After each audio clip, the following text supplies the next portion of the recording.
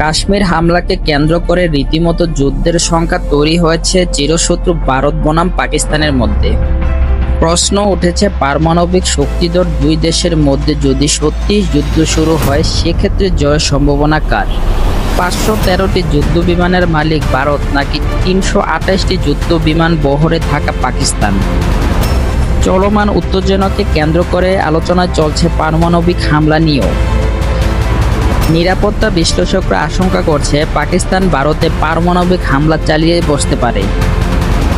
এক্ষেত্রে প্রশ্ন হলো, কার হাতে কতগুলো পারমাণবিক অস্ত্র আছে? সেক্ষেত্রে কে কতক্ষণ টিকে থাকতে পারবে যুদ্ধে? আর পারমাণবিক হামলা চালালে কতটা ক্ষতি হবে ভারতের?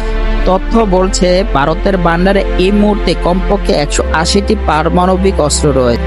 বিপরীতে পাকিস্তানের হাতে রয়েছে 170টি পারমাণবিক অস্ত্র। এমনকি এই সংখ্যা আরও বাড়াতে প্রতিনিয়ত কাজ করে যাচ্ছে ভারত পাকিস্তান দুই দেশই। বিশেষজ্ঞরা বলছে, যদি সত্যি ভারত পাকিস্তান যুদ্ধ শুরু হয় আর পারমাণবিক অস্ত্রের ব্যবহার হয়, তাহলে এই যুদ্ধে জড়িয়ে পড়বে মিত্ররাও। এই যেমন ভারতের দীর্ঘদিনের বন্ধু রাশিয়ার হাতে থাকা পারমাণবিক অস্ত্রের সংখ্যা প্রায় 4300, আর ডোনাল্ড ট্রাম্পের দেশের হাতে থাকা 3700 পারমাণবিক অস্ত্র রয়েছে। সেখানে পাকিস্তানের বন্ধু হিসেবে পরিচিত চীনের কাছে 600টি পারমাণবিক অস্ত্র আছে। এই হিসেবও সামনে চলে আসছে।